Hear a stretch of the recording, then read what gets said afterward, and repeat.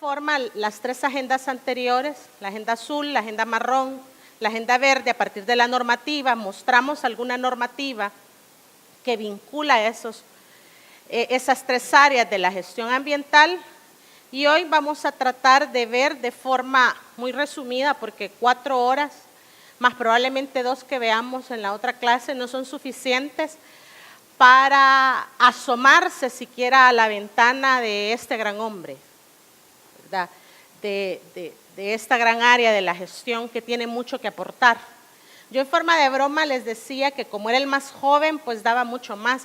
Realmente de las tres agendas en El Salvador, este es la más joven, ya sistematizada, aunque el ordenamiento territorial y el derecho urbanístico como tal nace con el nacimiento de la Ley de Desarrollo y Ordenamiento Territorial del Área Metropolitana de San Salvador y municipios aledaños, allá por el 94, que fue cuando por primera vez en la historia de El Salvador se hizo el equivalente a un plan maestro, que en aquel momento se llamó el Metroplan 2000, que era ordenar el crecimiento urbano y urbano habitacional, urbano industrial, urbano logístico, urbano servicios, urbano equipamiento, cualquier cosa que signifique la intervención del territorio para cambiar el uso del suelo, de un suelo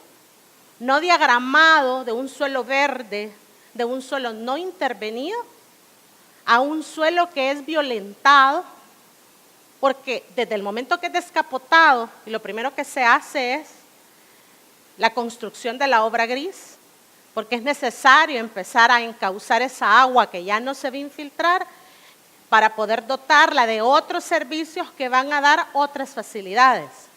Y a eso que ahora se va a ver transformado en el uso del suelo, que va a tener otras características que el suelo original, en ese proceso urbanístico es a lo que le vamos a llamar, ya sea a ciudad. Pero qué raro.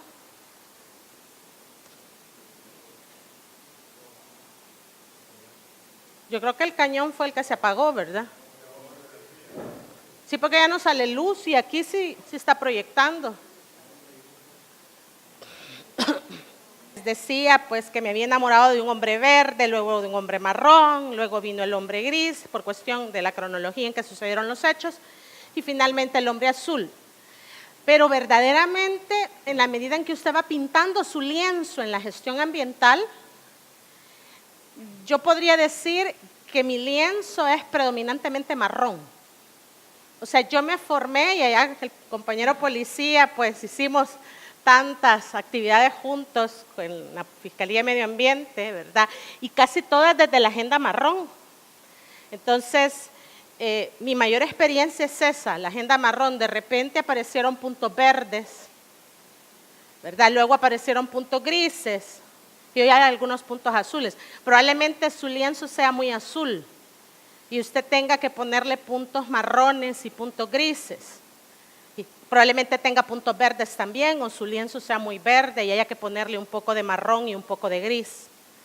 Entonces, mi objetivo ahora en esta mañana es que usted le ponga un poquito de gris a su lienzo, porque desde la agenda gris también se puede hacer mucho. Entonces, no sé si hay alguna pregunta al respecto. Sí. Le vi un poquito la voz, fíjese que yo tengo un poquito de hipoacusia en este oído. Ayúdeme, sí.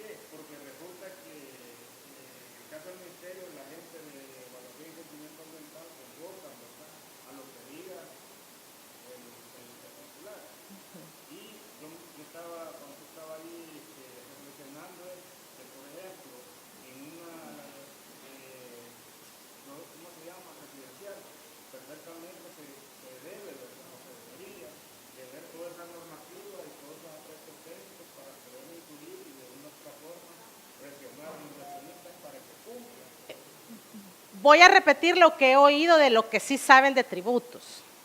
O sea, para poder establecer un impuesto, una tasa que ustedes en ISDEM, en Comures, tienen gente muy, muy capaz en esos temas, o sea, gente de mucha trayectoria y experiencia.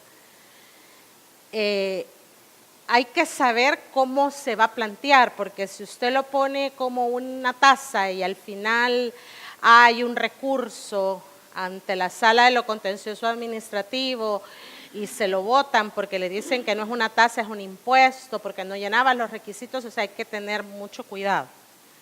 Ahora, yo lo que puedo hacer es, tal vez saliéndome del tema azul, porque a mí me han encomendado que yo desarrolle ante ustedes un tema azul.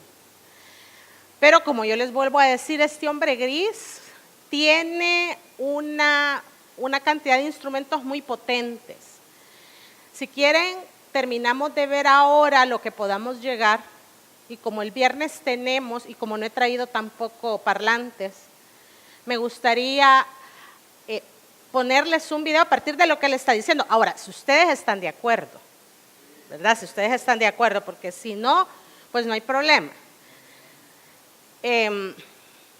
A mí me parece, francamente, después de mi experiencia en tema territorial y en temas de financiamiento de la ciudad, que es poquita de experiencia, pero algo hay, y después de haber visto otras experiencias como en Río de Janeiro, en Sao Paulo, ¿verdad? De cómo se ha financiado ciudad, incluso cómo se ha financiado vivienda de interés social, a costa de los mismos inversionistas, pero de ese compartimiento que hablábamos en la clase pasada, que es las compensaciones urbanísticas, que es esa plusvalía que no genera el particular, que al particular le queda, que el Estado no recibe nada, ni como gobierno central ni como gobierno local, que la acción generadora de la riqueza no depende del particular, sino que depende del gobierno, como gobierno local o como gobierno central, y que toda la ganancia le queda al particular, solo por ser propietario, pero sin haber hecho absolutamente nada. O sea, si usted me habla de $1 por no sé por cuánto valor, en realidad eso no llega ni a pellizco. Así, en la realidad, no llega ni a pellizco. Siempre hablando del tema gris o de la agenda gris. En Colombia, el compartimiento del beneficio generado por el incremento de las plusvalías, y ya que estoy diciendo una mala palabra, porque aquí, y se lo digo después de más de 5 años de venir investigando el tema y de venirme reuniendo con tomadores de decisión sobre ese tema. Decir plusvalía en El Salvador es decir mala palabra. Aquí no hay que decir plusvalías frente a tomadores de decisión. Es mejor decir beneficio. Y es por eso que la ley 644 no dice plusvalías, dice beneficios, pero al final es lo mismo. El mismo beneficio que dice nuestra normativa, que en la legislación colombiana se le llama plusvalía. ¿Sabe usted desde la Constitución de la República cuánto es la obligación del beneficiario, del que recibe la renta urbana, en compartir ese porcentaje de la plusvalía recibida por hechos o por actos urbanísticos no imputables al propietario? Desde la Constitución, desde la ley, porque desde la Constitución está el compartimiento de plusvalías y luego la ley lo desarrolla del 30 al 40%.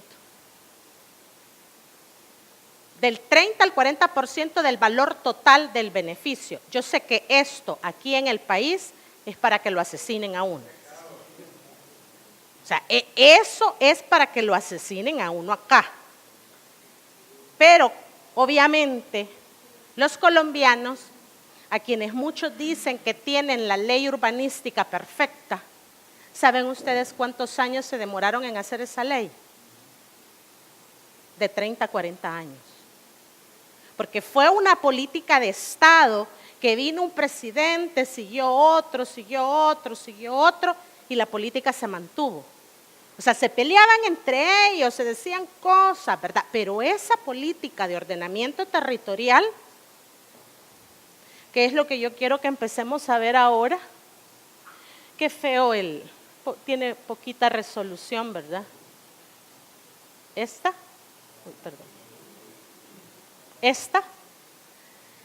Esta política se mantuvo durante 30 años, más de 30 años, allá.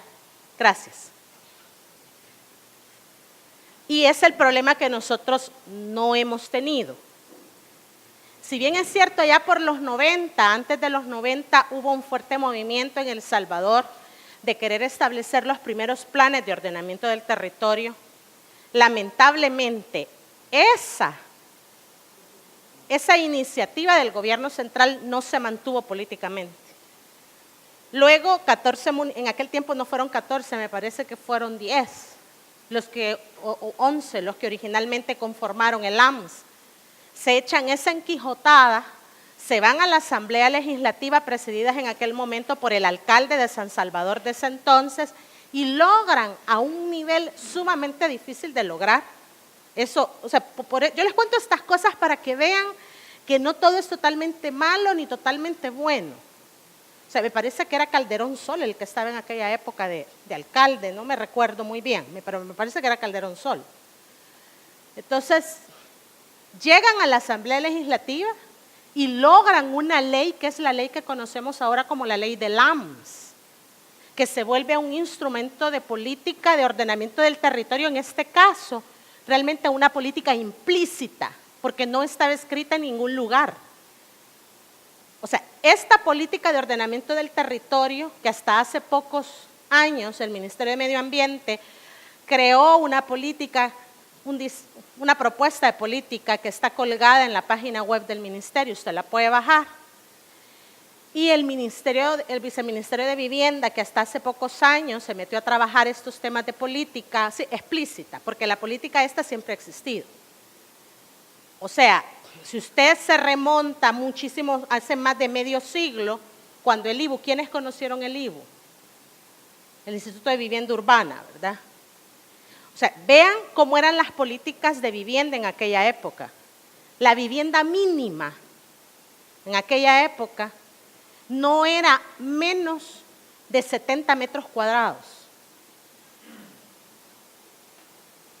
Y tenía jardinera, espacio para atender, sala, comedor diferenciado y con por lo menos 3 dormitorios. Esa era la vivienda mínima del IVU. ¿Ah? Y tenía un espacio atrás que usted le podía ampliar, exactamente. Y en la parte de adelante tenía su arriate para que se sembraran los árboles que se quisieran. Es más, el IVU se lo daba arborizado. La zona verde no era un bote de leche nido, no. Era una verdadera zona verde. Es más, es interesante leer la obra constructiva del IVU. Es sumamente interesante. Usted llegue a una colonia del IVU, váyase a la colonia Montserrat o váyase al centro urbano Atlacat y usted va a ver, mire qué interesante, usted va a ver el arriate para caminar en medio, el espacio para los árboles, un espacio a un lado y un espacio al otro. Y sobre ese espacio para los árboles, las jardineras de las casas. O sea que en realidad la zona verde era la zona verde propia de la casa, la zona verde propia de la zona peatonal y el peatón caminaba en medio de árboles. Vea usted las nuevas construcciones de ahora. Le voy a poner un ejemplo. Colonia San Pablo de Ilopango, atrás de la despensa de Don Juan. La zona peatonal exigua, así, chiquitita, 2, así de chiquitito como este ladrillo. La zona verde, un pedacito exiguo igual en medio. Y la otra zona peatonal acá, o sea, se reduce la zona peatonal, se reduce la zona verde y la casa tira directo a la zona peatonal. O sea, no hay jardinera en la casa. ¿Sí? ¿Me doy a entender? Esas son políticas. Ajá.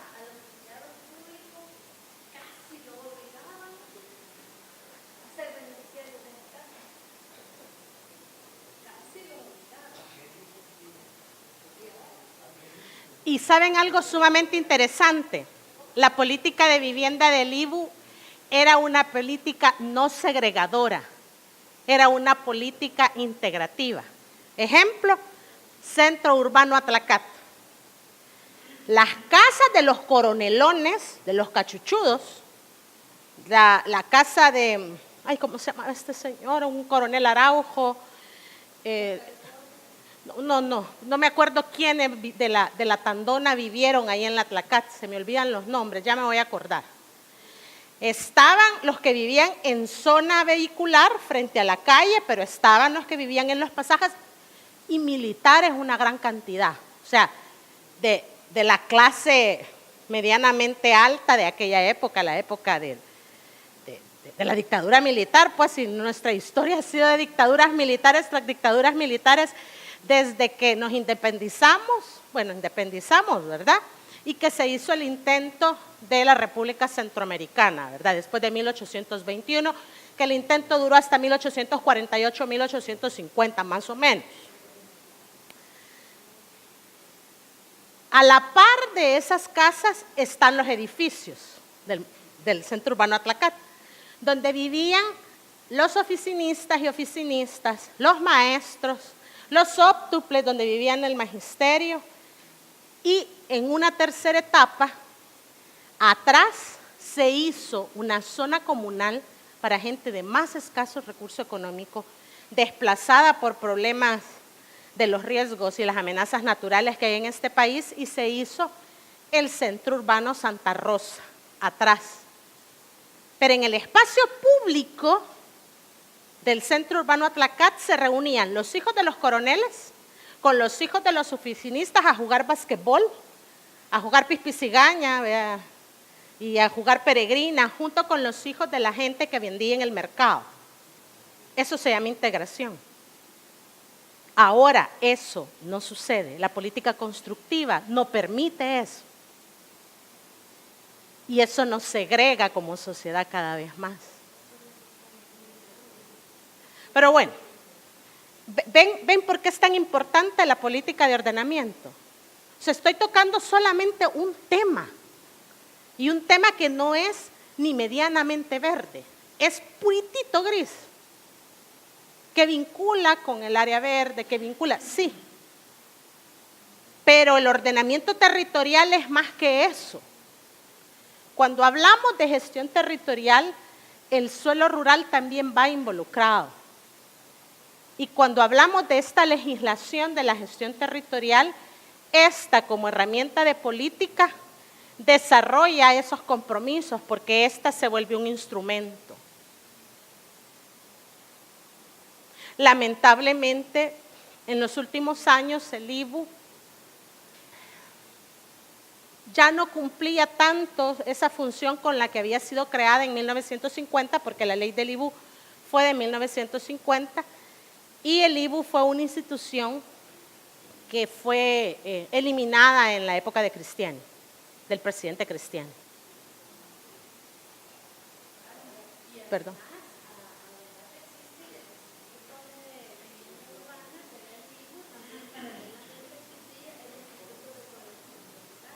Oigamos esta cosa, por favor, oigamos lo que está diciendo Lidia, me parece muy importante.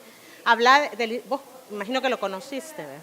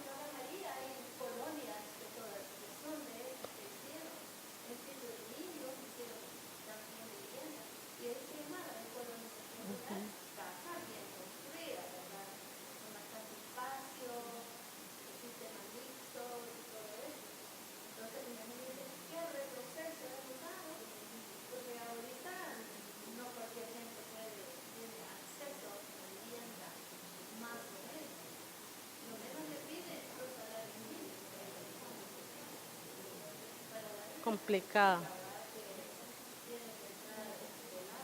Ok.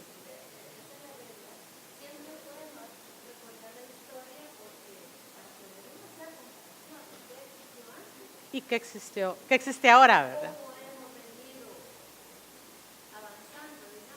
Ah. Bueno, voy a continuar, por favor. Si no hay más comentarios en relación a la clase, les voy a pedir que me acompañen, por favor.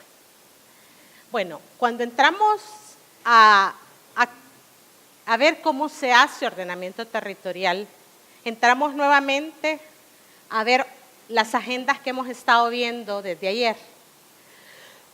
Cuando hablamos de zonificaciones ambientales para el ordenamiento territorial, uno no puede dejar de lado la agenda marrón.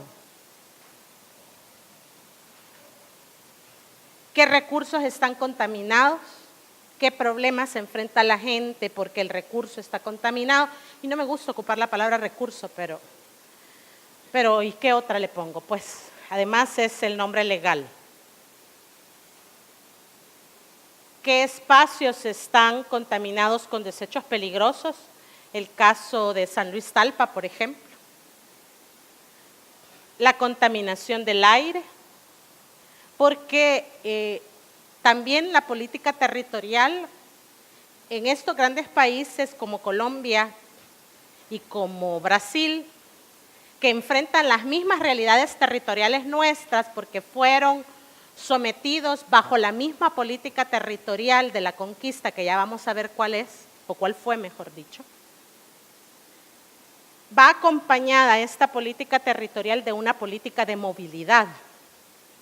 O sea, no podemos hablar de desarrollo del territorio si el acceso a la ciudad sigue siendo una de las cosas más caras para quien viene de un lugar lejos.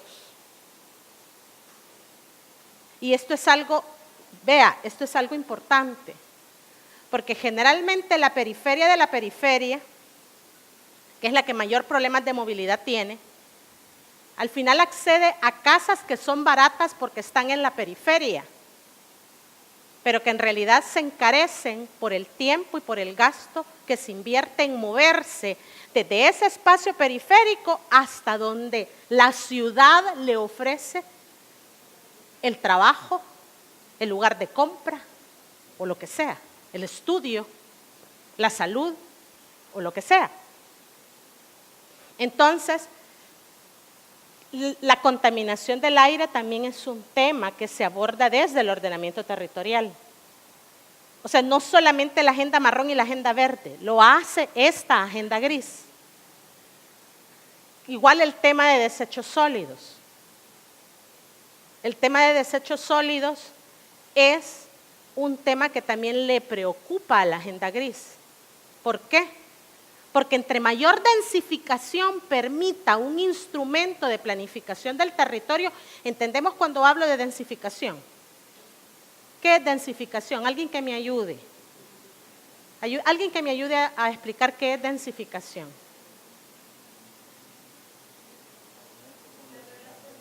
Sí, aumento poblacional. Exacto. La cantidad de personas por metro cuadrado o por kilómetro cuadrado.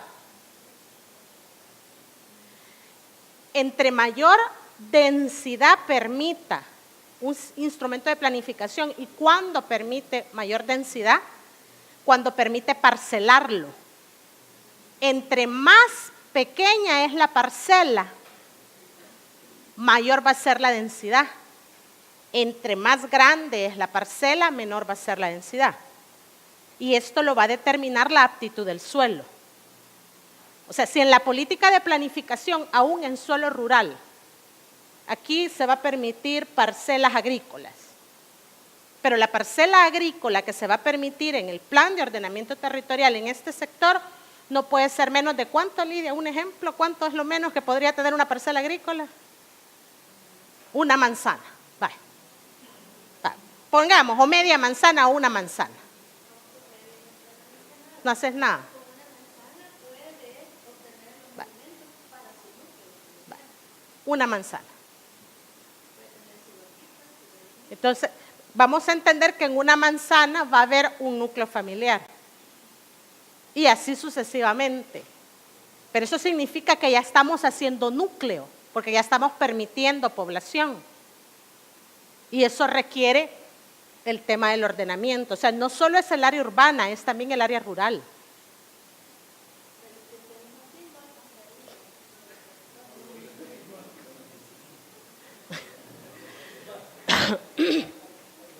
También al ordenamiento territorial le interesan los temas verdes y azules. La fauna o en peligro de extinción. O sea, Juancho, ¿verdad? El lagarto Juancho que está en el Sanjón el Chino. La machorra que está allá en Santa Rita, ¿verdad? No, en el Sanjón el Chino es que está la machorra, ¿verdad? ¿Conocemos todo la machorra? ¿Todos? Levánteme la mano, ¿quién no conoce la machorra? Vale.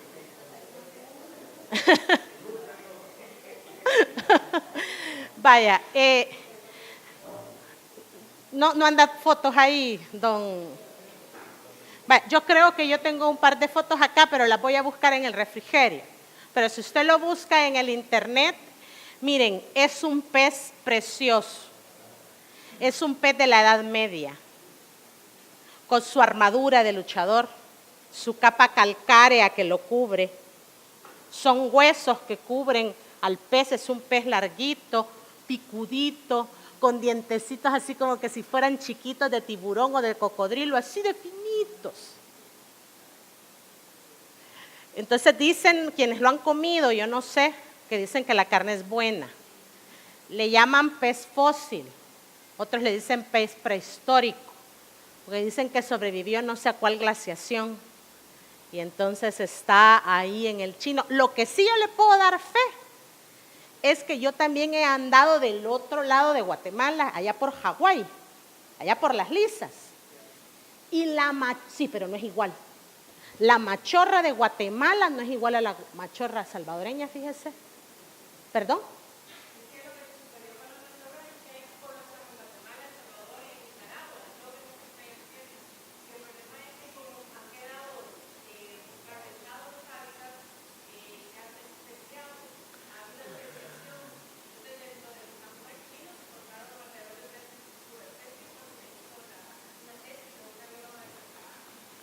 Interesante, ¿verdad? Y eso, pero vaya, Guatemala y el Chino están casi pegaditos, pues, si es una miserita lo que les separa. Pero,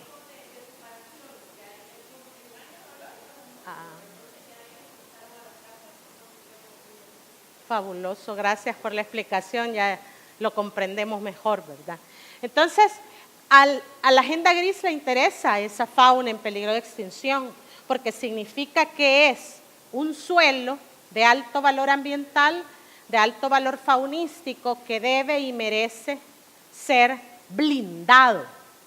Blindado legalmente hablando y territorialmente hablando, que son los problemas que enfrentamos.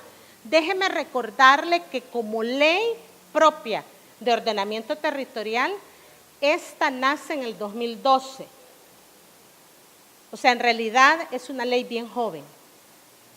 Si lo comparamos con otras leyes, si lo comparamos con la normativa penal o con la normativa tributaria o con la normativa agraria pura, estamos hablando de un cuerpo legal muy joven que tiene mucha potencialidad, pero que depende de nosotros como gestores ambientales aprovechar esas potencialidades. Yo lo único que le invito es que solo porque no es verde ni azul ni marrón, no lo desprecie.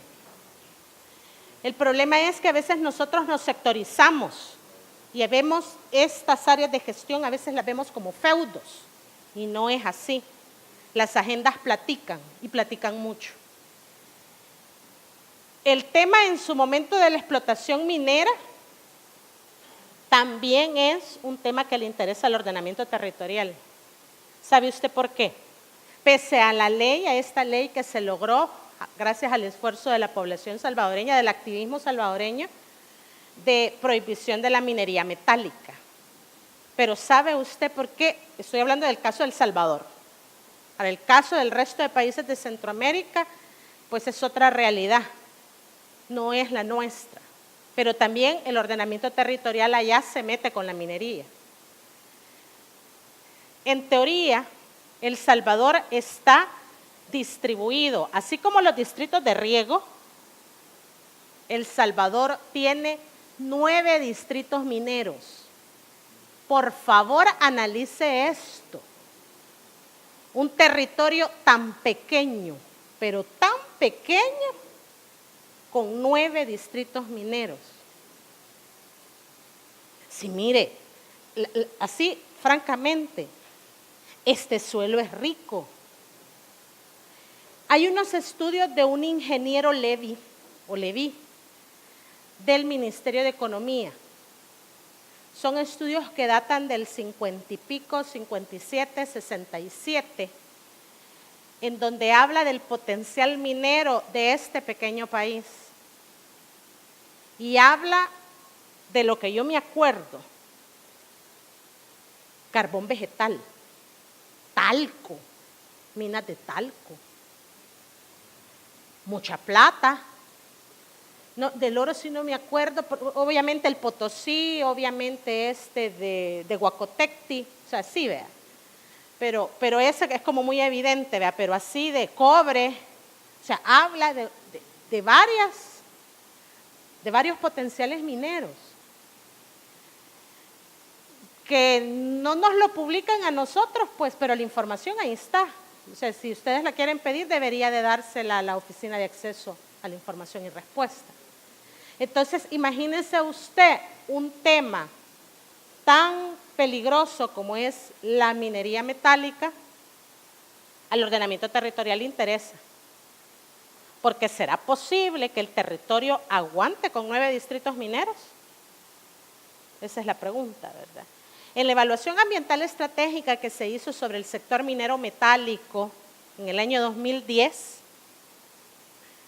que por cierto, bueno, déjenme contarles que el primero que inició con la negativa a la explotación minera no fue el presidente Funes, fue el presidente Saca. O sea, el presidente Saca, sin política definida, para muchos cometió un error, que fue que le dijo sí a la exploración minera, pero le dijo no a la explotación. Y ese fue un pecado para muchos que él cometió. A mí me parece que algo de razón hay, porque si lo que se iba a hacer, si ese tenía claro que no se podía desarrollar políticamente hablando la minería metálica, ¿por qué le doy permiso para explorar y no le doy permiso para explotar? O sea, independientemente de lo que caracteriza al empresariado, también el dinero del inversionista se respeta. Entonces se invirtió una gran cantidad de plata en la exploración, pero al final se le dijo no a la explotación. Quizás que le encendió el foco, ¿verdad? Ajá, podría ser. Entonces el presidente Funes, cuando mira lo que se dejó de la gestión anterior, que no era mala, porque al final había tenido el valor de ir en contra de los mismos de él, pues, de los inversionistas, ¿verdad? Y decirle no a la explotación. Pues sí, les di la exploración, ¿verdad? Pero no vamos a la explotación. Entonces el presidente Funes pidió auxilio del ministro de Economía y entre los dos pidieron fondos internacionales a la ESI para elaborar la evaluación ambiental estratégica del sector minero metálico. Y en esa evaluación ambiental estratégica decía el experto minero que había venido de Colombia, no desarrollen 9, decía, con 5 que desarrollen están bien, decía. Bueno, igual al ordenamiento territorial, y cuando hablamos de zonificaciones ambientales en el ordenamiento territorial que vienen de la ley, artículo 15, 16, 17 de la Ley de Medio Ambiente, también van las actitudes y las expectativas. ¿Qué es lo que la gente quiere? qué es lo que la gente va a aceptar en el territorio. Alguien comentaba acá, no me acuerdo quién fue el que hablaba, la que hablaba, del caso de Cancasque. ¿Todos conocemos dónde queda Cancasque? ¿Sí? En Chalatenango. Entonces, ¿verdad que es así, Chalatenango? En vez de agarrar para Arcatao, te vas a la derecha y ahí llegas para Cancasque. Entonces, para los que quieran ir, pues, o sea, les cuento por si alguna vez quieren ir, porque en este municipio se hizo una consulta pública, el alcalde con su consejo hizo una consulta pública que qué opinaba de la minería y todos los pobladores de Cancasque unánimemente dijeron que una ordenanza que prohibiera completamente la minería. Porque en esa zona hay un distrito minero, exactamente, en la zona de Santana hay otro, en la zona del Potosí hay otro. Imagínense el nombre que tiene, Potosí. Sabemos qué es el Potosí. Históricamente en Sudamérica, lo que el Potosí significó, el cerro rico del Potosí, que le sacaban y le sacaban y le sacaban los españoles y no se acababa, finalmente un día se acabó, ¿verdad? Pero es, solo para que tengan una idea por qué le pusieron Potosí. Y miren, en Huaco Tecti, si no había necesidad de hacer exploración minera, o sea, esto lo digo un poco en chascarrillo, pues, pero también el toponímico ya le decía que ahí había oro, había mineral, pues, de alto valor, porque Huaco Tecti significa el sacerdote guardador del tesoro, o el lugar del guardián del tesoro. Eso es lo que significa en náhuatl Huaco Tecti. ¿O no se acuerdan de la huaca? ¿Se acuerdan de la huaca? ¿A dónde lo guardaste? En la huaca, ¿no? ¿Se acuerdan? No saben, ¿no leyeron a José Pacharaca de Salarrué? ¿No? Salía en el Canal 8, salía José Pacharaca de Salarrué, de un hombre que vivía metiendo el dinero en una huaca que lo ocultaba debajo de la cama en un hoyo. Y entonces él decía, hoy sí tengo mucho dinero, y al final el hombre prácticamente se muere cuando se da cuenta que se le había hecho polvo. ¿No se acuerdan de ese cuento de Salarrué? Bueno, lo invito a que lo lean, ¿verdad? Entonces, por eso se llama la huaca, ¿verdad? ¿Dónde lo tenés? En la huaca, ¿verdad? Que es la tinaja, pues, donde se metía el dinero. Entonces, esto es importante para el ordenamiento territorial. ¿Qué es territorio? Vamos a ver, Inge, tal vez me ayuda, por favor. ¿Qué es territorio?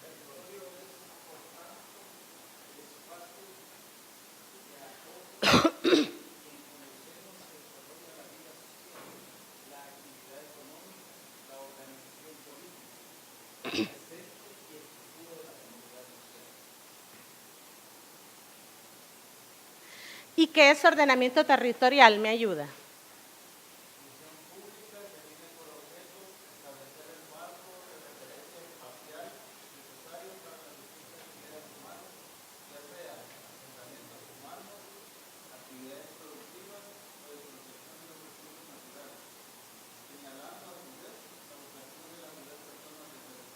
Bueno, actividades productivas. Sector rural, sector agrícola, agropecuario, asentamientos humanos, sector urbano, zona urbanizable, recursos naturales, zona no urbanizable, zonificando todo el territorio.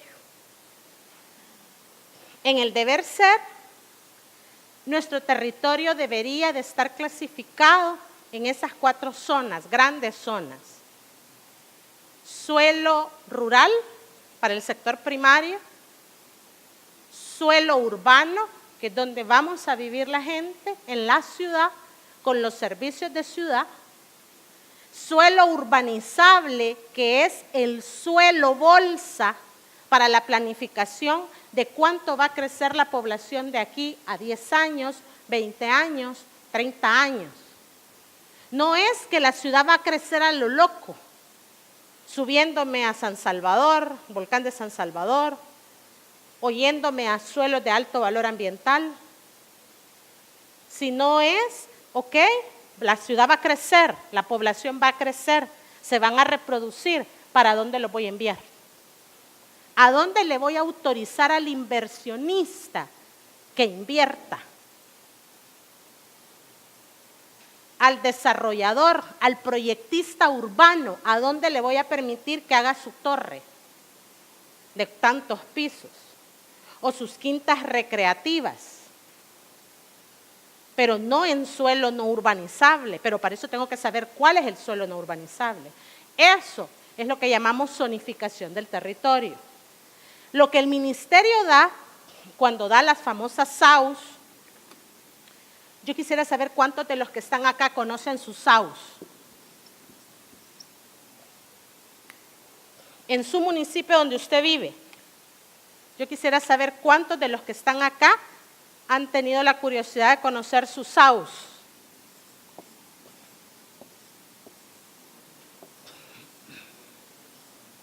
Zonificación ambiental de uso de suelo. O sea, el hombre gris no es autónomo tampoco. La zonificación del ordenamiento territorial bebe también de la zonificación ambiental. El que le dice al planificador urbano qué suelos son los de más alto valor en un territorio son las zonificaciones ambientales de uso del suelo. Quien establece los requerimientos ambientales que debe de tener un instrumento de planificación del territorio es la Ley de Medio Ambiente.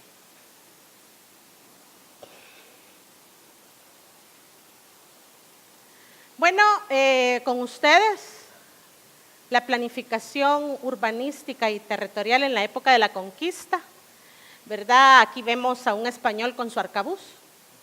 El trazado de la ciudad estaba fatal, disculpen las molestias, estamos remodelando. ¿Verdad? Hay un montón de indígenas muertos y las aldeas quemadas.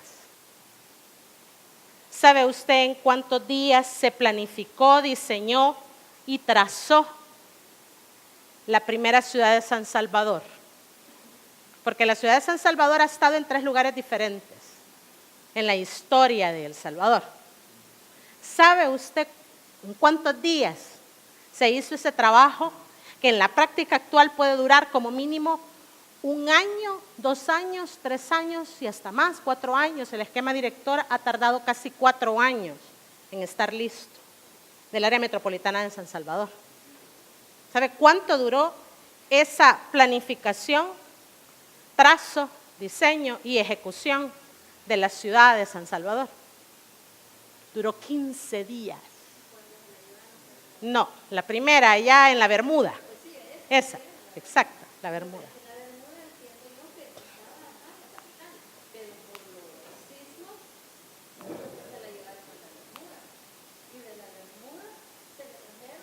No, no.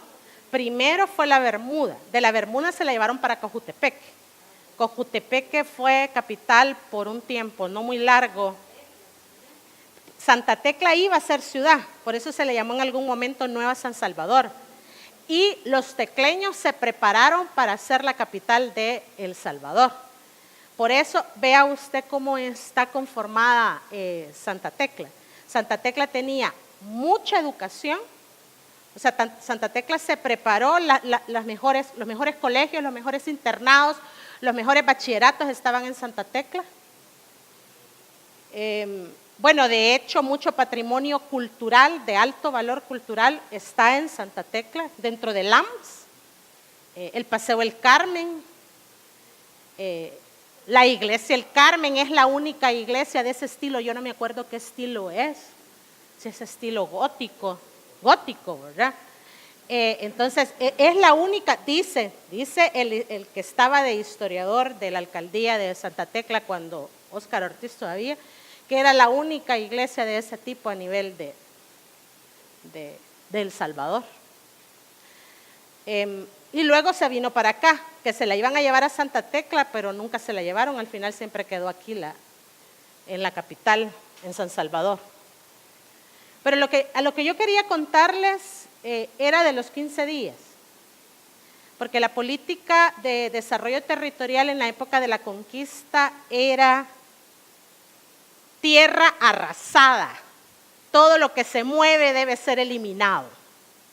Esa era la política. Y así fue como se construyeron las ciudades. Y así fue como se construyeron los espacios públicos, con 0 espacios públicos. Poco a poco la ciudad fue, reconociendo que había que dejar zona peatonal y se hicieron las famosas zonas peatonales de 50 centímetros, que caracterizan a muchas ciudades de El Salvador. Por ejemplo, Aguachapán, usted en Aguachapán encuentra aceras de 50 centímetros. Aquí todavía en el centro de San Salvador usted encuentra espacios donde la acera no permite ir 2 caminando, sino que todos en fila india.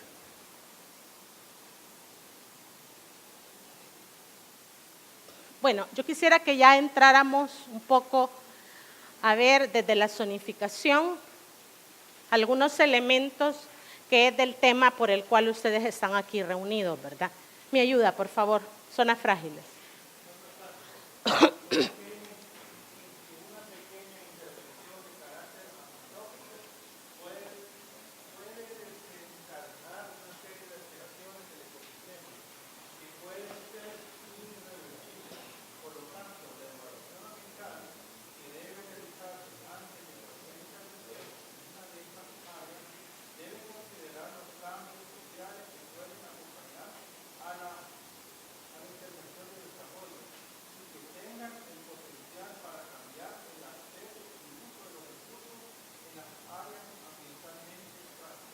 Vaya, el tema de zona frágil es una categoría bien amplia. La zona frágil puede ser por pendiente, por amenazas, por patrimonio de alto valor cultural, por patrimonio de alto valor histórico, que también sería cultural, ¿verdad? Pero estoy tratando de diferenciarlo, de alto valor paleontológico y de alto valor arqueológico. Entendemos que ¿cuál es la diferencia entre esa parte, entre la arqueología, la paleontología? Los elementos arqueológicos, paleontológicos y los históricos. ¿Sí? ¿Entendemos la diferencia todos? Miren, no tenga pena. A mí me interesa que estas cosas queden claras porque volvemos otra vez a la definición de medio ambiente, por favor. Si usted cree que me estoy saliendo del tema, le corrijo. Definición de medio ambiente, conjunto de factores biótico-ecológicos, físico-químicos, socioeconómicos, culturales y estéticos. ¿Sí? Entonces no me estoy saliendo del tema. ¿Cuál es la diferencia entre los elementos arqueológicos, paleontológicos e históricos? ¿Alguien que me ayude, por favor? La diferencia, sí, por favor.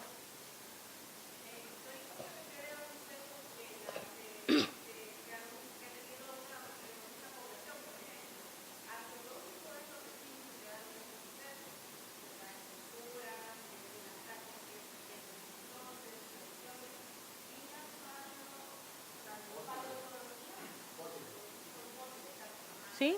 Son huesos, son fósiles, muy bien. Exacto.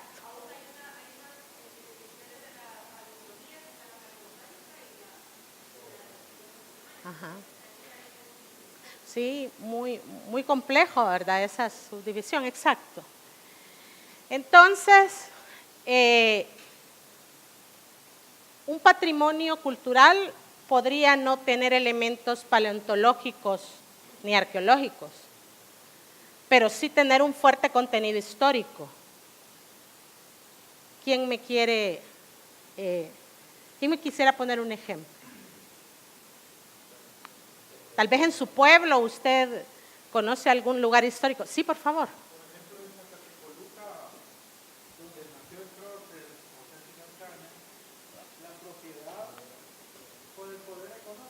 Ajá. Vendieron la propiedad, demolieron la casa, construyeron un superteléfono. ¿Qué quedó de toda la historia y una placa? Y eso es lo que ha sucedido aquí en San Salvador. También. Porque es más barato quemar una propiedad, una casa antigua, que reconstruirla. Totalmente de acuerdo. Y es por eso que miren, pareciera que lo que estamos hablando, que pues el humedal, por eso es la zona núcleo de la reserva de la biosfera. Esto se puede resumir en algo que se llama identidad. ¿Sí? Vaya, deme un ratitito. Mire, cuando yo cuando yo me identifiqué como metropolitana y hablé del espacio, del lugar donde están la mayor cantidad de museos, donde tenemos a Monseñor Romero, donde tenemos el estadio con el nombre del salvadoreño, del único centroamericano que está en la sala del fútbol, ¿verdad? De Mágico González. Y cuando dije esas cosas que son mi identidad como metropolitana, vivo en la selva de cemento, pero es mi identidad y yo me siento orgullosa de ser metropolitana. Levantó la mano uno que vive allá en La Maroma y él empezó a hablar y dijo, yo vengo de tal lugar, y empezó a decir el lugar donde está la especie tal, la especie tal, la especie tal, la especie tal, y las medusas, y empezó a hablar de las medusas. Soy honrosamente pescador, 4ª generación de pescadores de mi familia. Eso es identidad. O sea, cuando usted habla de un espacio, ya sea verde, azul, incluso marrón, usted está hablando de elementos identitarios también. Y eso que él tocó el tema, cuando derribamos aquellas estructuras que al final conforman la identidad, cuando descapotamos aquellos suelos que tienen una historia vegetal, mucho de qué hablar, y dejamos sin nada a las generaciones futuras, la sostenibilidad no es solo sostenibilidad del agua, no es solo sostenibilidad del aire, también es lo que me identifica como persona y lo que me tiene en ese sentido de pertenencia. Y no es posible que nos estén quedando solamente las pupusas, ¿verdad? Monseñor Romero, Roque Dalton, figuras. Entonces, cuando hablamos de zonas frágiles, la Cueva del Tacuacín es una zona frágil. ¿Quién conoce la Cueva del Tacuacín? ¿Quién ha oído hablar de la Cueva del Tacuacín? ¿No? Bueno, es la cueva, lástima que no está aquí el muchacho de los nonualcos, porque él les contaría la historia. ¿Sí? Sí, fue la cueva donde pasó momentos antes, ¿quién? Anastasio Aquino, ¿verdad? El primer prócer de El Salvador, ¿no? ¿Sí? Entonces, sí. Pero según se llamaba la Cueva del Tacuacín, donde él se fue a refugiar. No sé si han hecho una casa de piedra ahí, lo ignoro. Lo que en el 2005 yo la visité, está en propiedad privada y hay que pedirle permiso al propietario, ¿verdad? Y ahí estaba la cueva donde llegan los tatas y hacen una ceremonia en cierta época del año. Vaya, entonces lo que yo quería llegar era que la fragilidad de un suelo no solamente es por elementos verdes y azules, también hay otros elementos que caracterizan y eso lo podemos encontrar validado también en las categorizaciones ambientales, en las nuevas que salieron el año pasado. Bueno, vamos a pausar acá y se van al refrigerio, porfa.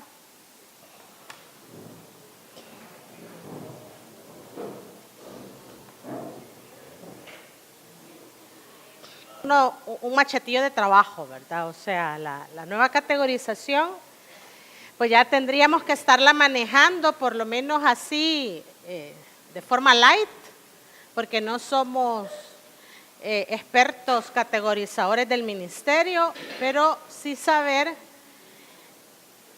qué actividades, obras o proyectos podrían estar categorizados dentro de las áreas de humedal donde ustedes trabajan. En esa categorización, donde usted va a encontrar diversas clasificaciones de las actividades, obras o proyectos, va a encontrar usted esa zonificación de áreas frágiles. Entonces, el objetivo de haber abordado esta área frágil es precisamente ese, ¿verdad? Saber que una protección que puede venir desde el territorio puede ser clasificada como área frágil, y a veces así lo dice la categorización, son áreas frágiles o zonas frágiles. No solamente es por presencia de vegetación o animales, sino que también por elementos culturales. Bueno, hoy veamos áreas de conservación. ¿Me ayuda, por favor? Área de conservación. Es un área protegida determinada al que se le ha otorgado alguna medida de protección legal a fin de mantener o preservar sus valores, ya sean características o formaciones naturales de patrimonio cultural o la biosfera. Entonces, ya vimos para el caso que nos ocupa que la protección puede venir de varias partes, o sea, de varios instrumentos legales. Y cuando hablamos de área de conservación, es eso lo que caracteriza. Puede ser una forma de protección, puede tener dos o puede tener las tres que hemos visto en el desarrollo de estas 3 jornadas, ¿verdad? Puede ser solo sitio Ramsar, puede ser reserva de la biosfera, puede ser reserva de la biosfera y sitio Ramsar, y puede ponerle usted también que puede ser un área natural protegida, ¿verdad? Entonces, independientemente, esa va a ser un área de conservación. Y un área de conservación dentro de las zonas que vimos, ¿dentro de cuál entraría? Vamos a ver si me han puesto atención, porque para mí sí sería preocupante que acabo de explicar algo y que nadie me levante la mano. O sea, para mí eso sí sería preocupante. Vaya, ¿cuántas zonificaciones territoriales vimos? Acabamos de verlas. Urbana,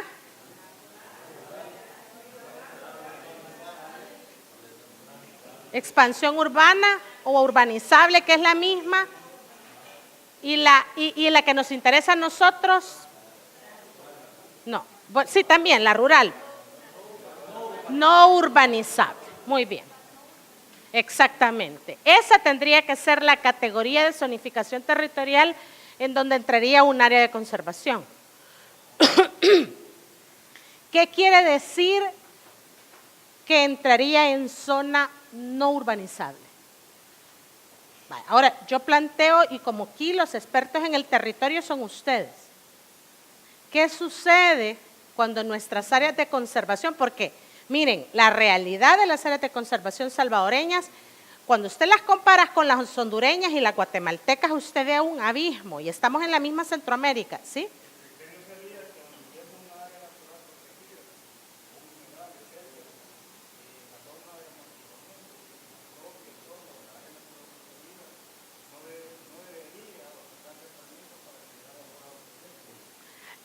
Esa es una, pero ¿y con la gente?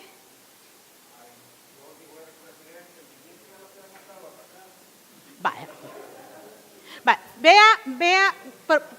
Vea que lo que él ha dicho es una cosa muy dura, pero él viene de una agenda muy verde, o sea, a él se le nota el lienzo verde totalmente, y eso es válido. En otros países La área natural protegida no tiene población. En realidad es conservación. Oigamos al compañero. En el caso de Montecristo, que hay colonos, porque según antes era hacienda, ¿verdad? Luego le dan esa categorización y quedan los colonos, son como 33 familias. Vaya, le aseguro que han de ser más ahora con el crecimiento. Vaya, oigamos, vea que le está poniendo un caso bien real, el caso de Montecristo, donde hay colonos y que obviamente la población está creciendo y hay un problema social enorme allá. Ajá, ¿sí? Pero en esos casos, todavía, ¿verdad? Puede haber una flexibilidad. Es decir, el fondo presupuestario de ese inmueble de la casa da algo que ver, porque me parece allá en la área de la tecnología que se conserva. Hay un grupo poblacional donde ya traen agua. Lo que no le puede permitir que sigan degradando ese ecosistema. Y aquí en el derecho, el Estado se puede permitir. Por favor, oigamos. Mire, si usted tiene algo valioso que comentar, levantemos la mano porque sí me parece interesante que ustedes vuelquen su experiencia, porque esto es lo que se enfrenta en el verdadero ordenamiento territorial, ¿sí?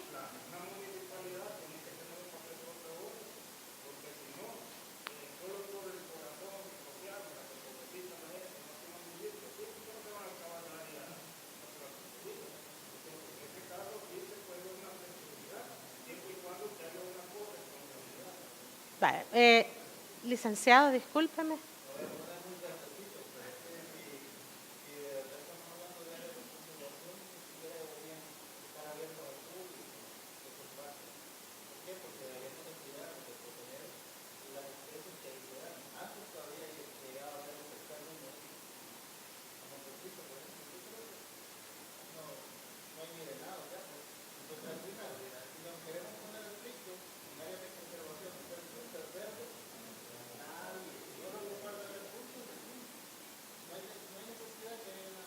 Algo parecido a lo que... Sí, perdón.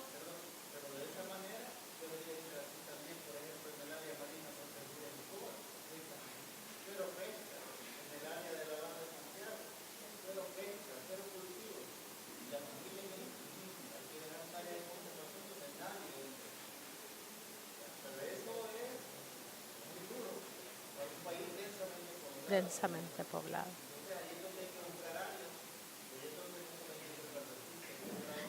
Exactamente.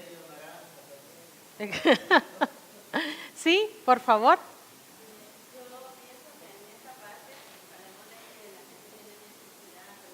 Oigamos, por favor.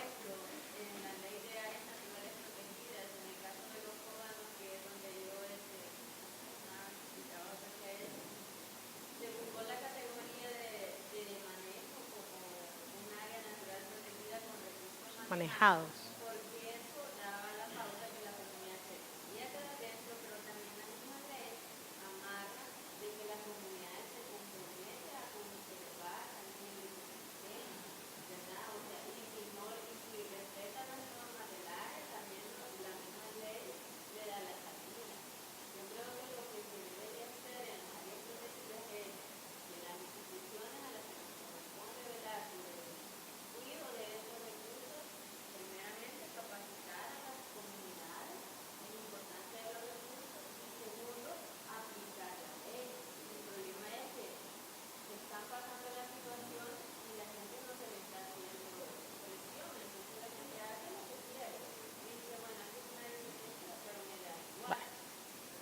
Ok, gracias. Oigamos a don Toñito.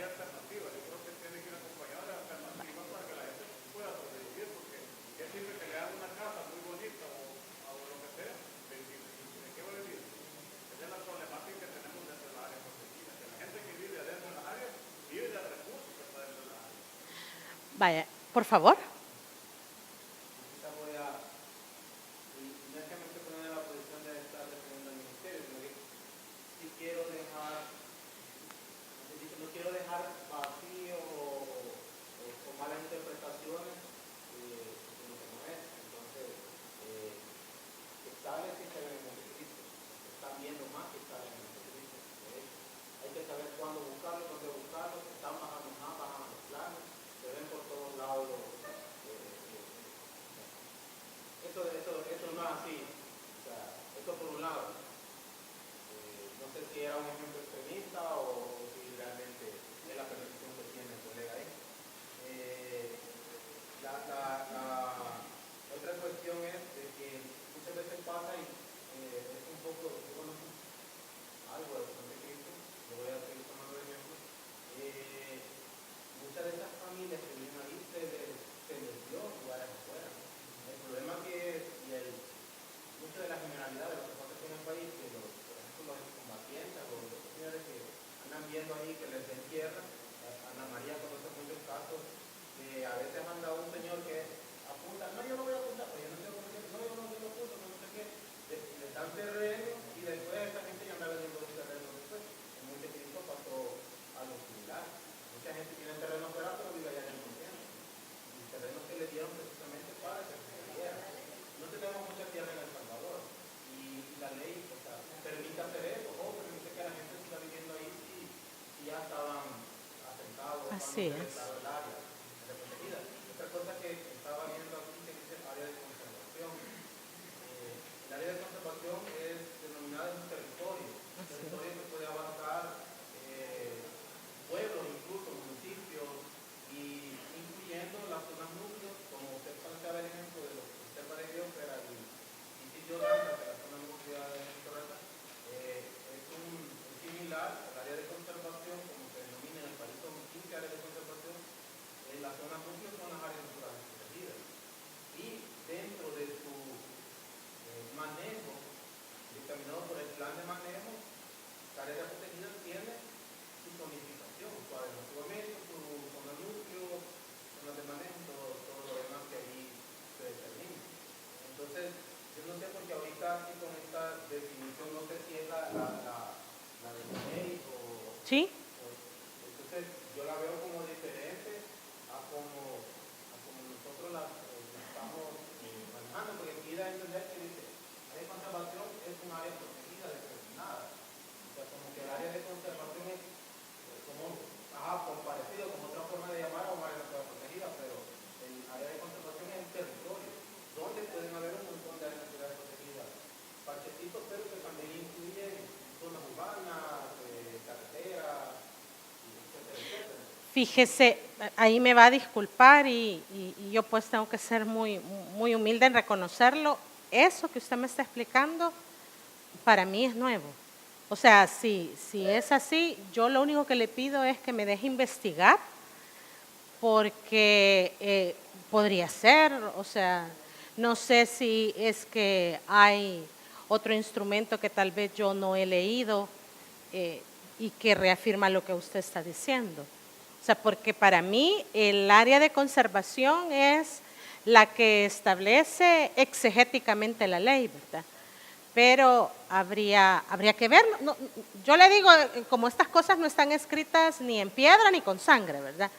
Entonces, déjeme investigar, por favor. Vamos a sí. Por ejemplo, yo tengo el Cerro Grande. Sí. El Cerro Grande pertenece al área de conservación Alto Lempa. ¿Perdón? Alto Lempa. Alto Lempa. Área de conservación Alto Lempa. O sea, cada una de las 15 áreas de conservación tiene su nombre. Alto Lempa es allá, que incluye el humedal Cerro Grande, que es el sitio Ranza, tiene el área natural protegida Santa Bárbara, el área natural protegida Colima, Exacto. Colimita y Siquera. Exacto, sí. Entonces, esas son como digamos las zonas núcleos terrestres, más el cuerpo de agua, pero todo lo demás abarca. Y, bueno, realmente la delimitación está dada. Ahorita se acaba de terminar la propuesta de plan de manejo del humedal. Abarca 26 municipios de 4 departamentos. Entonces, a eso me refiero que es un enfoque que se está llevando ahorita. déjeme investigar un poquito más. Primero ella y luego ella, ¿sí?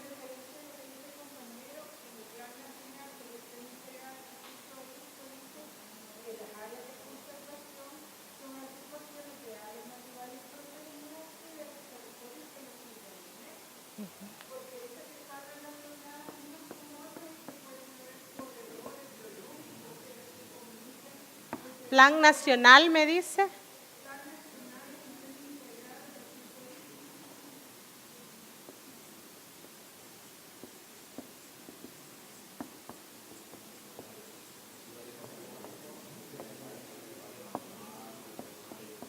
Ajá.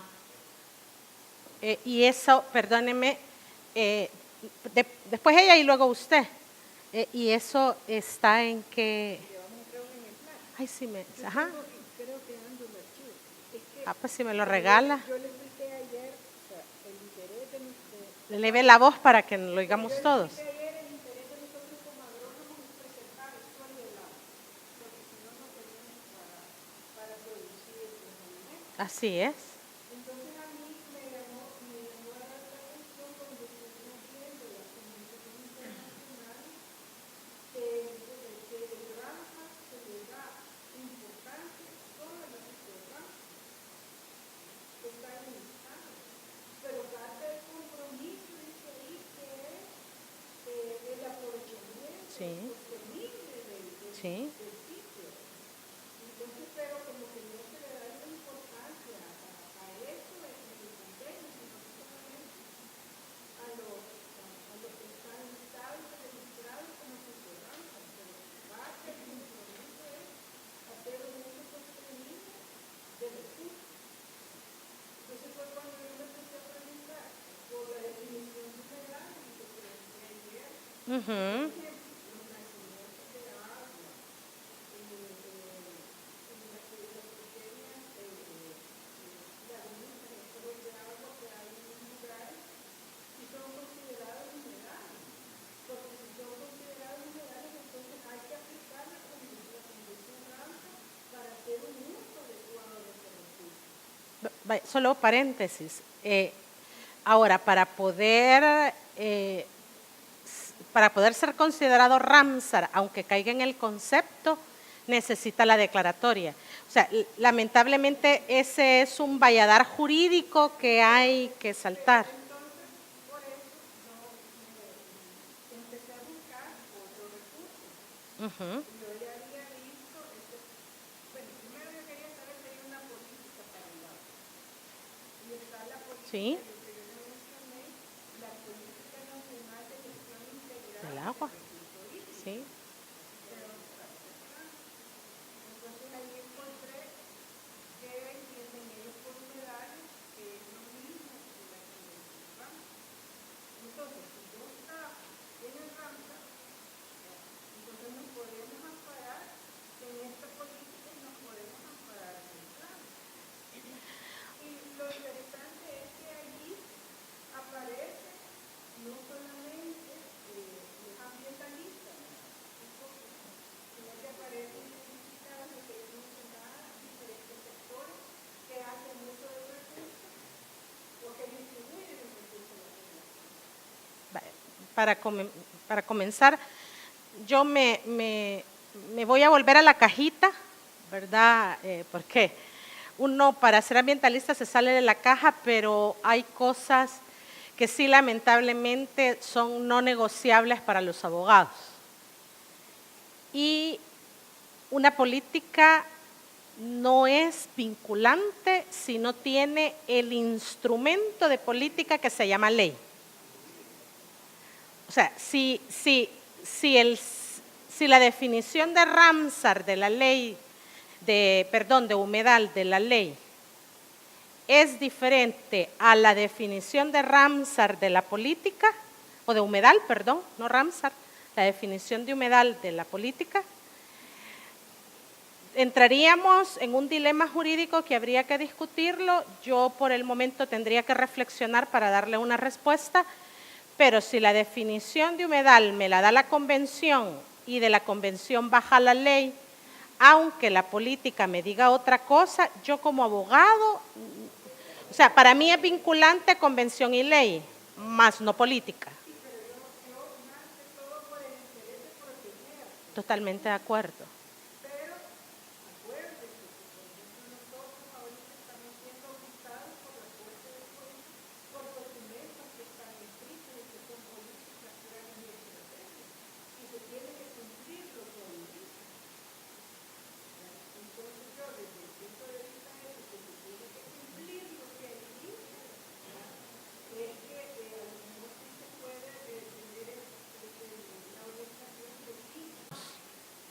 Ese es el poder del mouse, de la planificación del territorio.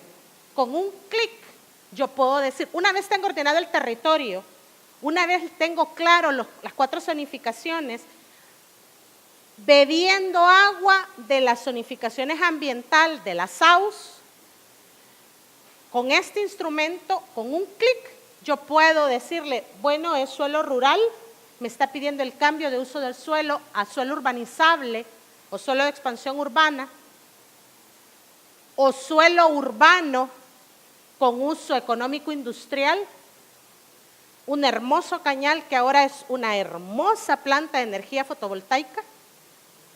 Entonces estoy cambiando el uso, porque era uso agrícola, era suelo rural, uso agrícola, y ahora lo estoy urbanizando. Lo estoy urbanizando porque hay que llevarle baño, hay que hacerle obra hidráulica, porque pues antes todo el suelo era permeable, ahora va a haber una parte que aunque las celdas fotovoltaicas se muevan, pero algún agua ya no se va a infiltrar, entonces hay que hacerle la obra hidráulica para que llegue a algún lugar. Entonces eso, tengo que hacer llegar la antena para que de ahí conecte con ETESAL y luego con el resto del mercado energético, de donde voy a vender la generación de energía solar. Entonces, estoy cambiando un uso del suelo. ¿Cómo voy a impactarlo? Todo eso se analiza antes de otorgar. O sea, esta es una sentada, señores, que uno pasa a veces meses y meses discutiendo cómo queda esta matriz. Y miren, si esto es complicado, miren, meterse en el área rural es más complicado, ¿sí?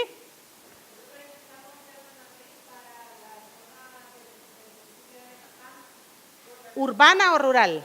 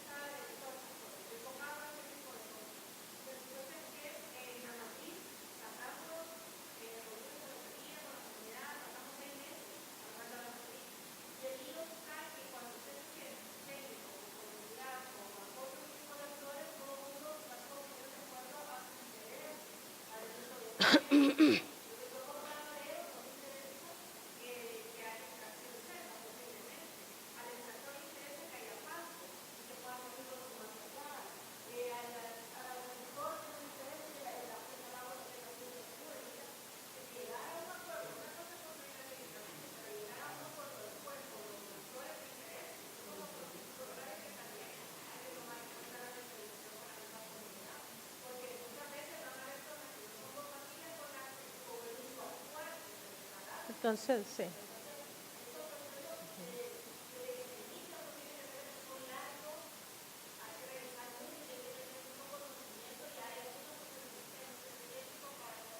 A eso quería llegar. Es que yo no me voy a meter a tener esta matriz si no tengo el estudio técnico previo. Hay 4 diagnósticos que se hacen previamente. El diagnóstico territorial, el diagnóstico biótico ecológico, el diagnóstico socioeconómico. Y dentro del diagnóstico, pues son 3, perdón. Y dentro del diagnóstico socioeconómico debería de ir la parte cultural. Ahí. Ah, y el otro, que a veces va en el biótico ecológico, pero he visto el cuarto por separado también, que es el diagnóstico de amenazas y riesgos. Sobre la base de esos 4 diagnósticos se determina en un territorio puntual la aptitud de ese suelo.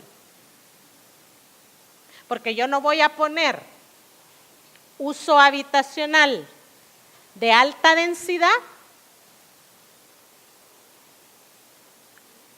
en la zona sur de San Salvador, no debería. O sea, de la zona de Panchimalco para arriba, donde está la zona más fallona geológicamente hablando de todo el AMS. O sea, el suelo habla. Lo que pasa es que tenemos que dejarlo hablar. Y para dejarlo hablar se necesita hacer este tipo de diagnósticos. Entonces, no me puedo sentar a hacer esa matriz sin los documentos técnicos primero previamente elaborados. ¿Cuánto puede llevar a cabo el proceso de un documento técnico? ¿Cuánto? Vaya. Cuando estamos hablando, y aquí venimos a tocar un tema puramente ambiental, un instrumento de planificación de territorio es un instrumento de política. Y si va a ser un instrumento de política, ¿qué debería de cumplir ambientalmente hablando? Vamos a ver. Y lo vimos en la clase pasada. ¿Qué tiene que cumplir ambientalmente hablando la elaboración, el desarrollo, la construcción de un instrumento de política? Y les expliqué, les hablé del rompecabezas, les hablé de la pieza del rompecabezas. Exacto, la evaluación ambiental estratégica. ¿Y cómo hago la evaluación ambiental estratégica? La hago hasta el final. La mejor evaluación ambiental estratégica es la que nace con el instrumento de política. Esa es la mejor. Yo puedo esperar a que la política termine y hacerle la evaluación ambiental estratégica. ¿Es válido? Sí, es válido, pero no es la mejor. La mejor es, yo inicio el proceso de construcción del instrumento de política y a la par va el grupo de ambientalistas atacando la parte técnica. No, mira, te falta esto, te falta lo otro, hay que hacer esto, hay que hacer lo otro. ¿Sí? Entonces, esa se llama evaluación ambiental estratégica integrada, porque desde que nace va en paralelo de. Entonces, cuando se hace este tipo de instrumentos, el deber ser de la Ley de Medio Ambiente dice que tendría que llevar una evaluación ambiental estratégica. No dice si al principio, no dice si en medio o al final, pero repito, la experiencia indica que la mejor es la que va de la mano con el momento de la planificación. Eso permite que la parte de riesgo de amenazas ambientales se vaya tocando en todo momento, porque lo que se está tocando es territorio, es suelo. Y en el suelo obviamente va a haber gente y va a demandar servicios ambientales.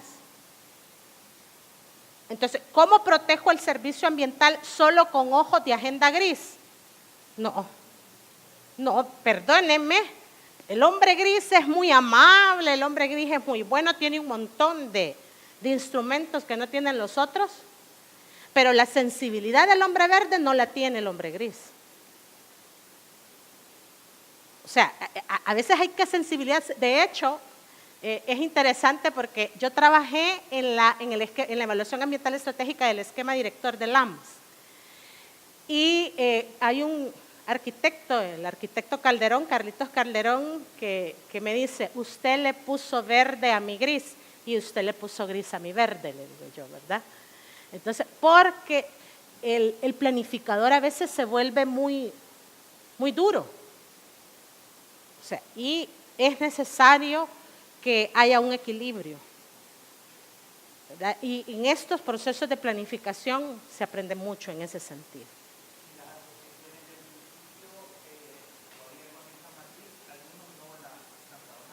Déjeme contarle, acuérdese que la ley nació en el 2012. Pero perdón, déjeme terminar porque tocaba esto, por el tema que ella tocó. Como la parte ambiental va de la mano, el tema de la consulta pública se hace obligatorio en todo momento. Entonces, en la medida que van saliendo los productos, se va socializando, se va socializando, se va socializando. Salieron los diagnósticos, se socializa. La gente critica, la gente opina, se sigue socializando, va saliendo el otro. Porque para esto hay otros productos. Los primeros productos son esos: diagnóstico territorial, biótico ecológico, socioeconómico cultural y el de riesgo. O adentro del territorial va el de riesgo. Pero luego viene la situación actual del territorio. Ya con eso se hace la situación actual. La prospectiva. ¿Qué va a pasar con mi territorio a 20 años, 30 años, si no hacemos nada? Si no ordenamos el territorio, ¿qué va a pasar a 30 años? Esa es la prospectiva. Luego el escenario óptimo. ¿Cómo lo quiero? Ay, usted le pide a todo al niño Dios y a los Reyes Magos. Pero luego entonces usted se queda con el escenario intermedio, porque a veces ser muy ambicioso es ser irreal. Entonces, cuando uno proyecta, luego se queda con la propuesta, y la propuesta es un escenario más modesto. Y entonces, la propuesta es como un escenario intermedio. Y entonces, la propuesta es el instrumento de planificación. Y a este instrumento de planificación de lo que voy a permitir en el territorio y lo que no voy a permitir, se le hace esta matriz de uso. O sea, esta es de las últimas cosas que se hace. Pero mire, el tema del ordenamiento territorial en este país es complicado. Fíjese que aquí tal vez voy a contar algunas confidencias, ¿verdad? Pero yo creo que es bueno que lo sepamos. ¿Por qué cree usted que ha durado tanto el COAMS?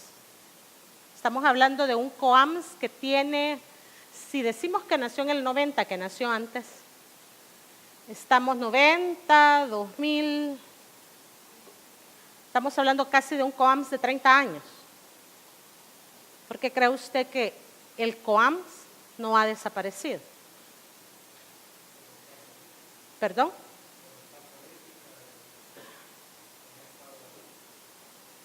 Fíjese que no tanto, porque mire, ahí han desfilado, es interesante el COAMS. ¿Saben ustedes que el COAMS nuestro es ejemplo a nivel internacional?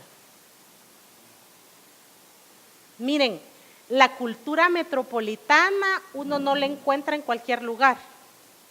Y cuando planificadores de afuera conocen la planificación metropolitana, con todo y los bemoles que tiene, con todo y los contras que tiene, viera cómo admiran a El Salvador.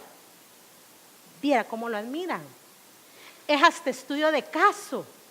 En otras, sí, en serio. No seremos la mejor planificación, pero la entidad COAMS es una entidad que le estudian en otros lados. Porque ¿cómo ha podido una entidad con múltiples intereses políticos y a veces contradictorios sobrevivir en el tiempo y en el espacio? Y ahí suceden varias cosas. Primero, lo primero más importante para que el COAMS haya sobrevivido y haya tenido la planificación territorial que ha tenido a la fecha, es que está en una ley y no en un acuerdo intermunicipal. Si alguno de los 14 municipios se quiere salir, tiene que irse a la Asamblea Legislativa. Usted sabe lo que eso significa, ¿verdad? En cambio, los acuerdos intermunicipales de planificación del territorio intermunicipal es intermunicipio. Yo no quiero seguir con ustedes, yo me voy, ¿verdad? Acuerdo de consejo municipal, ya nos seguimos en la asociación y nos vamos, nos retiramos. Esa es una de las grandes diferencias. Y es por eso que el grupo de alcaldes que conformaron por primera vez la OPAMSA en realidad la pensaron muy bien. Dicen que quien lo lideró fue el alcalde de esa época, que no sé quién fue. O sea, el que llevó la ley a la Asamblea Legislativa, me refiero al que llevó la ley a la Asamblea Legislativa. Obviamente ahí hubo mucho técnico de alto calibre. Dicen que el primer planificador fue ni más ni menos que León Sol. O sea, una institución en la planificación urbana de este país. Luego, como este tema es muy técnico, los políticos no lo entienden mucho. Ese es otro problema. Y otro problema lamentable, porque lamentable, y esto lo comento para que ustedes le den taller, es que la ley de ordenamiento territorial, en realidad, hablemos lo que es un logro de esta gobernabilidad.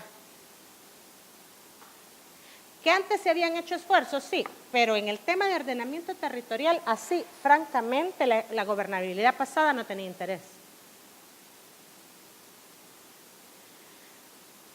Pero yo pregunto, y aquí viene mi duda, pues ¿por qué, habiendo tenido ese gran logro de haber sacado a la vida jurídica la ley de ordenamiento territorial, pasan dos cosas? Primero, no tiene reglamento. Y segundo, cuando todavía el Frente tenía esa mayoría de alcaldías, políticamente hablando, y si de alguna forma al Frente le caracterizó el verticalismo que había en la época de la guerra. Esas son reflexiones que yo me he hecho y las estoy contando a ustedes. Si les pregunta algo, estaba borracha. ¿Por qué ese verticalismo que había en la época de la guerra y que lo llevó relativamente a una victoria? Dicen que nadie ganó, no hombre, pero, o sea, una resistencia de más de 10 años, no sé cómo llamarle a eso. Pero, ¿por qué no pudieron doblarle el brazo o enamorar a los mismos políticos municipales para que inmediatamente después, en los 5 años que establece el artículo 100 de la Ley de Ordenamiento Territorial, se adaptaran a lo que dice la Ley de Ordenamiento Territorial y empezaran a hacer estos procesos? Si prácticamente el Viceministerio de Vivienda y Desarrollo Urbano ya les había hecho más de la mitad del camino. Porque el Viceministerio de Vivienda y Desarrollo, si usted quiere conocer planes de ordenamiento territorial de su territorio, vaya con una USB a la Casa de la Transparencia del Viceministerio de Vivienda y Desarrollo Urbano y ahí se lo van a descargar. Todo el territorio tiene planes de ordenamiento que no están de conformidad a la ley porque se hicieron antes. Entonces, ¿qué es lo único que hay que hacer? Lo hago mío y lo adapto, que fue lo que hizo la OPAMS. La OPAMS dijo, mi esquema director, ok, el esquema director, pero la voy a adaptar a los nuevos requerimientos de la Ley de Ordenamiento y Desarrollo Territorial. No sé si eso contesta en alguna manera su... Sí, Eugenia.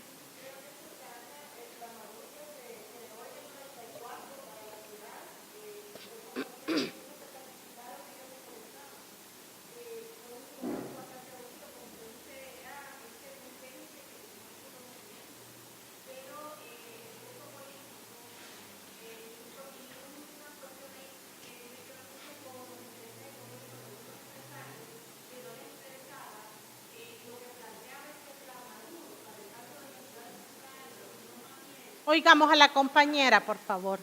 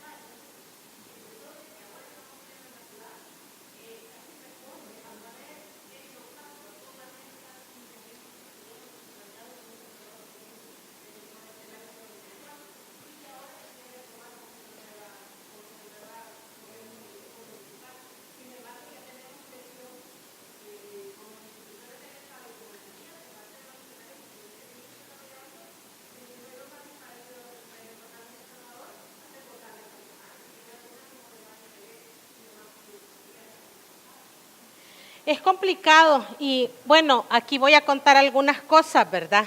De las que les debo de contar, porque, bueno, primero, .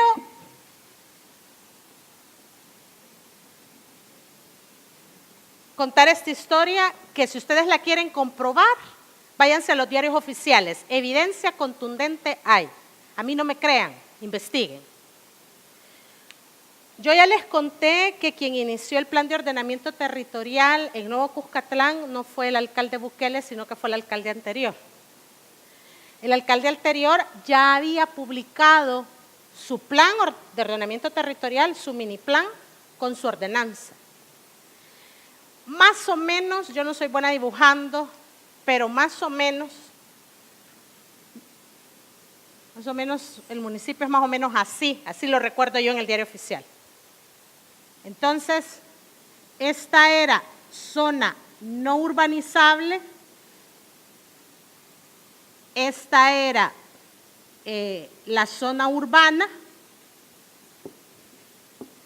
esta era la zona urbana, esta era la zona de expansión urbana y toda esta parte de abajo era la zona rural que tenía agrosilvopastoriles, cultivos no sé qué, cultivos no sé cuánto, esta parte de aquí abajo.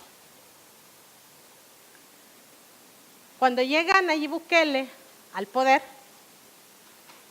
como edil, hace una reforma en el plan de ordenamiento territorial.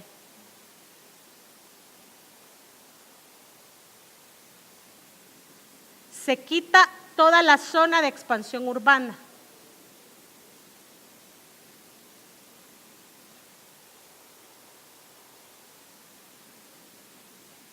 Y la deja de un solo como zona urbana. Le sube a la zona no urbanizable, o sea, le reduce el espacio a la zona no urbanizable.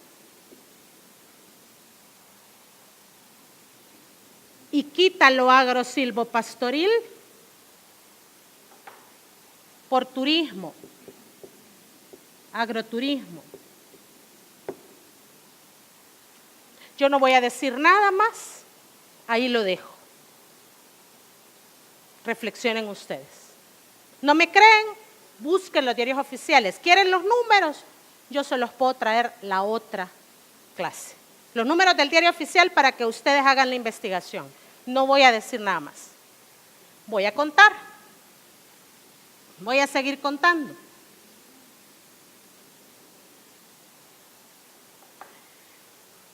Cuando Nayib Bukele llega a la alcaldía de San Salvador,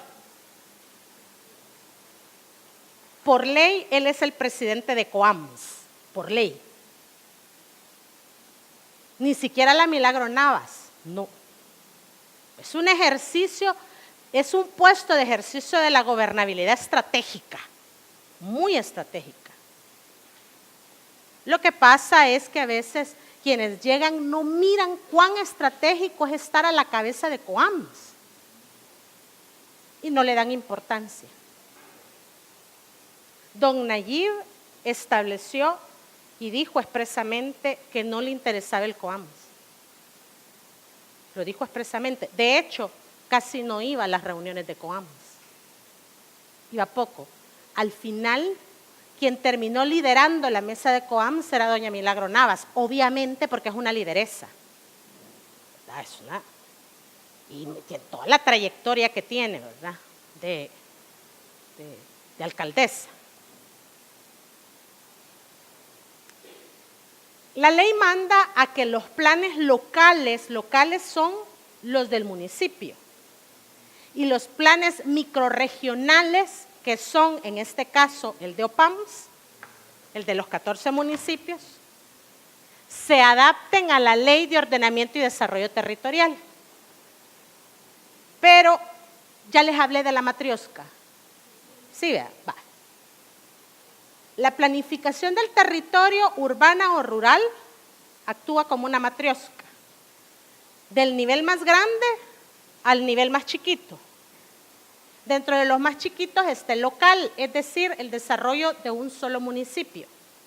Pero este tiene que pegar con el microrregional, con el regional, con el departamental, con el nacional. En el esquema director, en la propuesta del esquema director, el suelo del volcán de San Salvador era suelo no urbanizable. O sea, todo aquello que se había autorizado antes del esquema director quedaba como fuera de norma. Esa es la categoría. O sea, ante el fuera de norma ya no se puede hacer nada, que quede como está, pero usted no puede seguir creciendo. Eso es lo que regula el ordenamiento territorial. Usted no puede seguir creciendo. ¿Por qué? Porque su suelo en realidad no es urbanizable, la aptitud de su suelo no es urbanizable. Y si usted ya tiene una casa, ok, quédese tal cual, pero ya no le va a hacer modificación. Si viene una erupción del volcán y le cae un piroclástico, pues sencillamente usted no va a poder reparar su casa. Miren qué crítico es esto, este es derecho urbanístico. Esto es el poder del imperio del Estado diciéndole al propietario del suelo lo que usted puede hacer y lo que no puede hacer usted. Es una de las máximas expresiones del poder de imperio del Estado.